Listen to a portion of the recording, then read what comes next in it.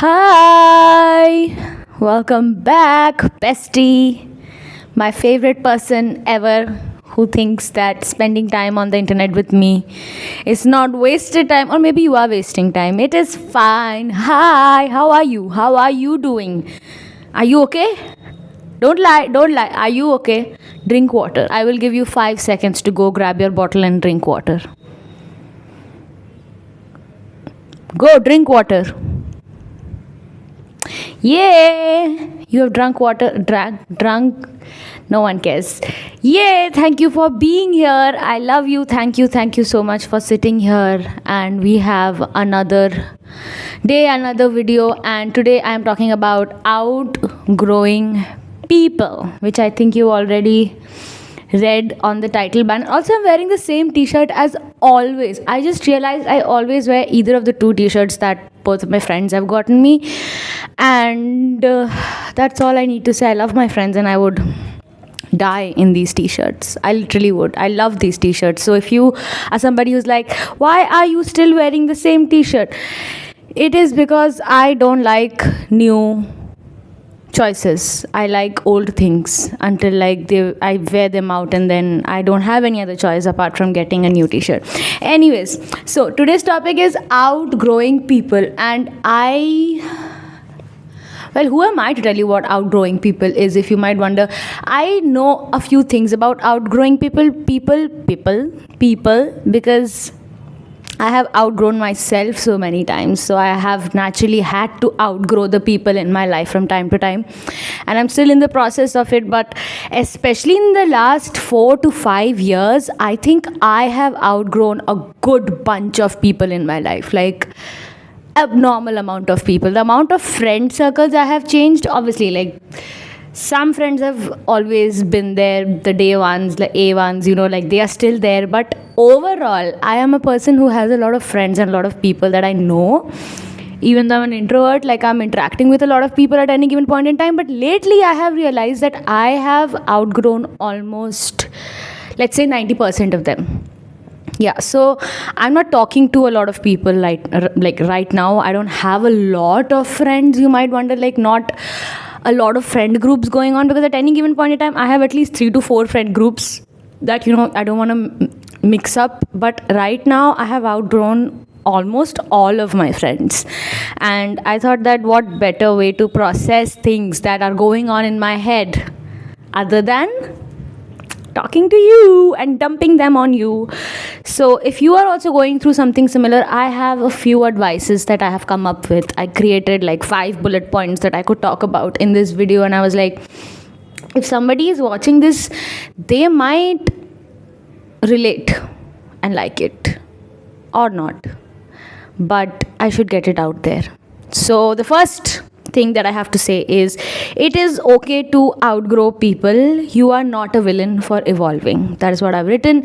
So when I was growing up, and when the transitions started, that starts in your life when you're moving out of your house, or even when you're growing up in school, and transitions start in your friendships, or the people you know, or the people you talk to on a daily basis. Before that, you're just a kid, so you know that this is the set of people I have to talk to, this is what I get, this is how they are. I go back home, I have these people, that's all you know. But then when you start growing up, transitions start happening, and when that started happening in my life, I initially felt like a bad person. I was a bad person for not liking people who I was supposed to like, and it would weigh on my mind a lot, and I would kind of cope with it by thinking that I don't need anybody. I would proudly think, at least in my head, I don't know if I was saying it out loud to others, but I would definitely start thinking about it in my head, that I don't need anybody, I'm too good for anybody, I don't care. But honestly, is it even about, if you have to say to yourself that I don't care, then you definitely care, because if you didn't care about something, you literally wouldn't be thinking about it.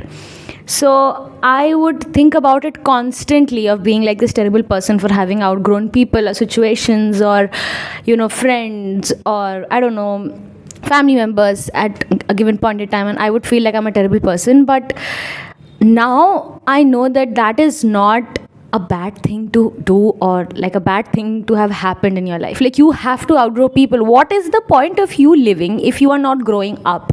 And I don't think a plant feels bad when it outgrows a pot.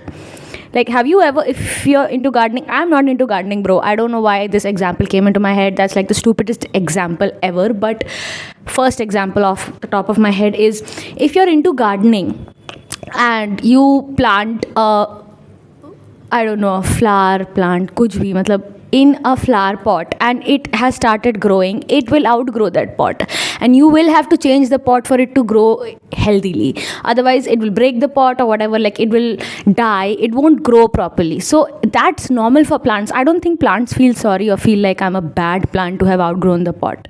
They're okay with it, and we should take more lessons and inspiration from them. Like, it's okay, you're a person, you're meant to grow. Like, your clothes don't fit after an age, bro. Like, you're growing physically, mentally, emotionally. It's normal to outgrow people. It's normal to not resonate with people and places the way you were supposed to resonate with them. And that goes for all kinds of people, you know, like it could be your childhood friends, it could be a friend you made in your late 20s, or like a friend you made in your workplace. I don't know, like it could be anybody. Like, you change, you grow, you get out of relationships, you get out of institutions, offices, workplaces, and then you become a different person. It literally happens. Like, if you walk from one room to another room, you change. Like, you know, your mindset changes. It has been proven. Like, if you're feeling anxious, people tell you to get up and get walking and go into another room, and it helps.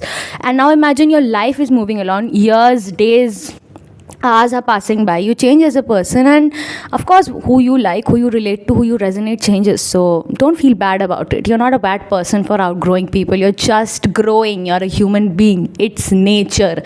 You are not a robot, and even robots outgrow codes. Do robots outgrow codes? If you're into that kind of things, please let me know. Anyways, that was a good analogy. Second point, stop trying to get closure from people who already closed the door. Now, this is something that correlates to the first point. So basically, when I was going through the transitions initially, I felt like I was a terrible person, but I would constantly say like, I don't care. And then eventually it caught up to me, and it would weigh so much on my mind, and it would be so heavy to carry around, that I just started getting insecure and feeling like I'm offending everybody going around. So I was that friend who would be like, if I made a joke and if somebody, you know, laughed it off, or like if something was not, you know, like, I don't even know how to describe it. Like, I would just sense something is off, and I would be like, hey, did you get offended? I'm sorry. And I would just constantly be apologizing.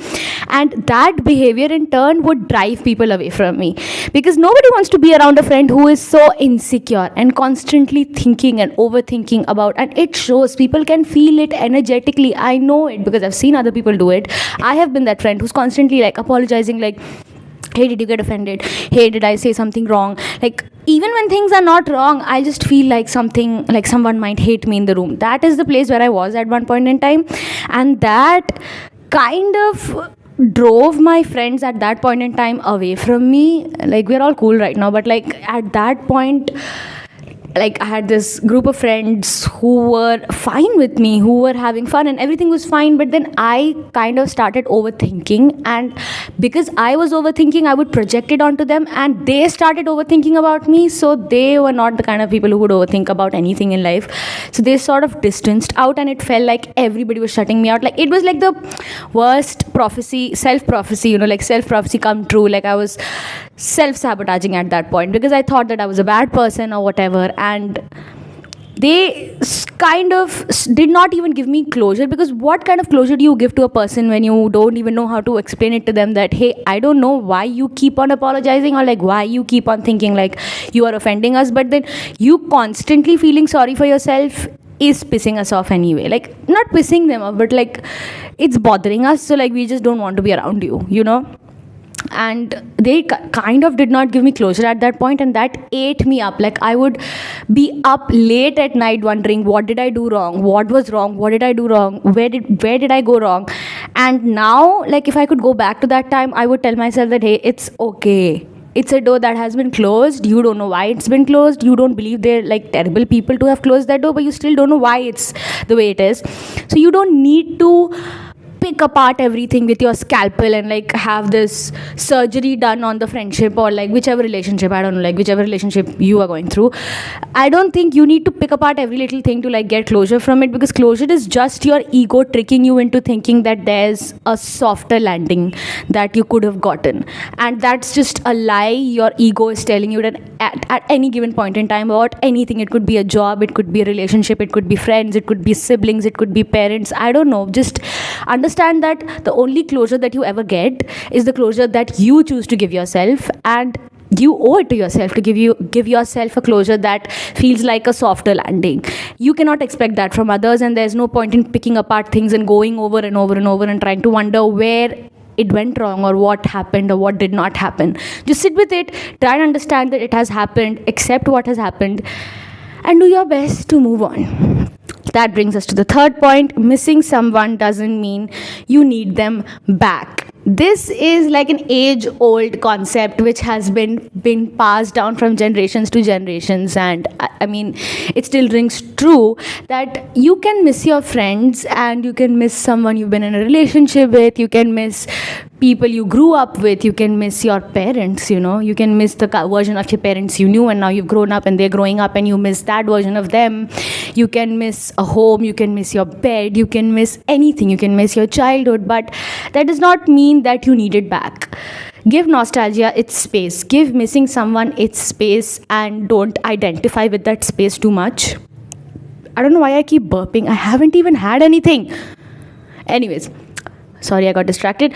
Missing someone doesn't mean you have to get it back. Missing someone doesn't mean that there's something there that you have missed out on, or like that fear of missing out. Like the fear of missing out it's a personal opinion. I think the entire concept of missing out or missing someone or like fear of missing out or like it could have been something that it's not, has come from this day and age of having everything at your fingertips. Seriously, like people from generations before us, if somebody left from their life, they'd be like, yikes, meet you next time around, I guess, in another lifetime, and they just move on. They won't sit there wondering what's going on and reading, I don't know, these poetry posts that come up sometimes on my feed. I'm like, who sends this to my feed? I don't even interact with you. Why are you sending these posts? Because it makes you miss someone. And I guess I was sort of, telling myself a couple of days back when like one of those crappy posts came on my feed and I was getting into the feeling of, oh my God, I miss this, I miss that. I told myself that, hey, it's okay. First of all, it's normal to miss people because you are literally an emotional animal, and even a cat would miss another cat if the other cat died. So you are like a human being. It's okay to miss people, listen to a couple of sad songs and take the L and move on.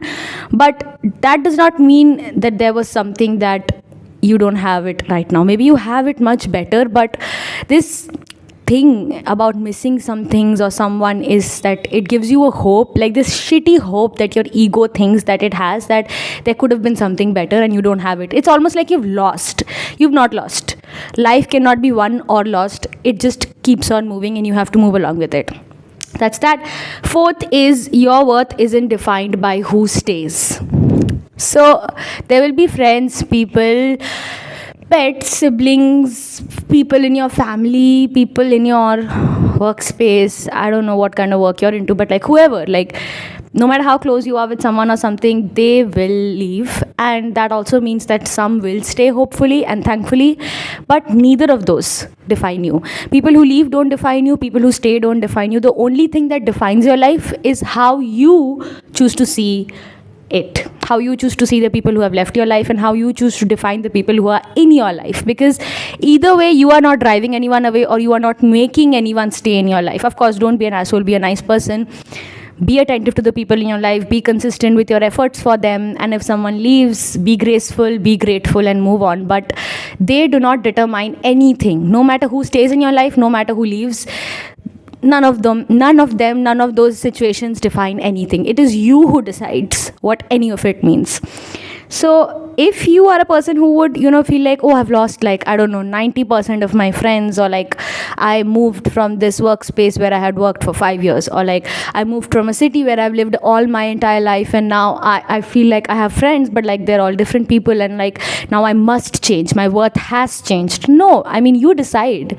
Has it become more? Has it become less? You are the only person who ever gets to decide what your worth is, not the people in your life, if you know what I mean. Like, also the quality and standard of the people in your life, you said that. So it's essential for you to know, and it's crucial for you to decide what your worth is, irrespective of who is in your life or who isn't in your life. Because if that is not at a good place, the standard and the quality of the people in your life that you choose and accept just degrades automatically. So be kind to yourself and know that koi bhi aaye, koi bhi jaye, it's basically your life, and you have to make better decisions.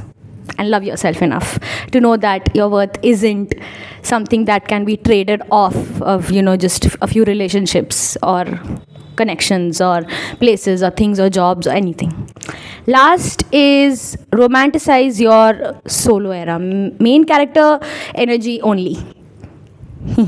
So you have to learn, I guess. This is a thing that's a little tricky because I'm learning as well. I'm no like guru sitting here who will give you like, oh, I have mastered everything. No, but you have to learn how to have fun by yourself, and you have to learn in this life how to be happy just by yourself. And I know that this might be the 700th video that has come up on your feed that you're watching, who is again telling you, learn how to be happy by yourself, have fun by yourself.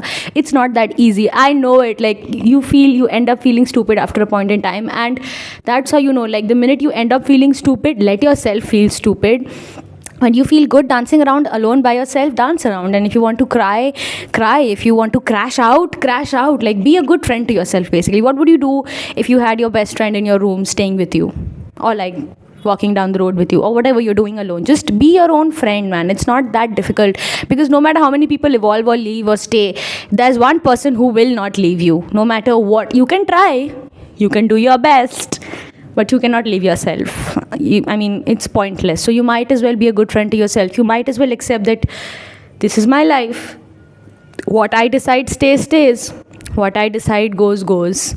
So I might as well respect myself and make good decisions and try to make the best out of every day. Like, at least if there was like a spectrum, let 80% of it be by myself, even if I'm surrounded by a crowd of people, even if I don't know what kind of profession you're in, but even if you're in front of a lot of people, try to make it your own in your own way. Like, let your thoughts be your own. Journal.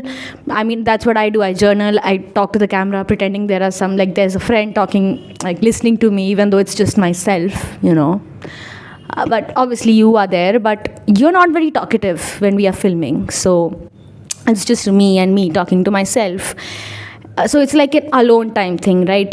Reading, if I don't think a lot of people read, so I don't know, watching a good series. Watch something you would never watch. Do things that is literally just for you. Even if you have a person staying with you 24/7, even if you have a lot of people around you, even if you have your best friend living with you, do something for yourself. Otherwise, before you realize, the connections and the people and the job and the place and the room, or like whatever situation you're in, starts dictating your emotional, mental stability, and don't let that happen. My advice would be always keep a slice of your life to yourself, and if you can afford it, then maybe more than a slice. But yeah, keep things to yourself. Have fun. Don't feel sorry for outgrowing people. It's okay. Outgrowing people is a must to grow up. That's the only advice I want to give myself. If I could go back, I have no regrets, but if I could just shake myself, just slap myself and shake myself and tell me that, hey, it's okay, you are going to outgrow people, and it does not mean those people have left your life, because most often they all come back eventually around, and there are different friends, different people, different jobs, different places for different things. Those memories are going to be cherished, but do not end up feeling bad or lost or defeated in life. So yeah, if you're going through something like that, I'm sending you a virtual hug. I'm not good at hugging people, but I will send one to you because I know how difficult it is. Don't blame yourself. Don't be harsh. Go drink water some more. Eat something and take care of yourself. Also, if you've watched this video so far, you're a very patient person and you should be paid for your patience. sometime. Thank you for staying here for so long. Bye.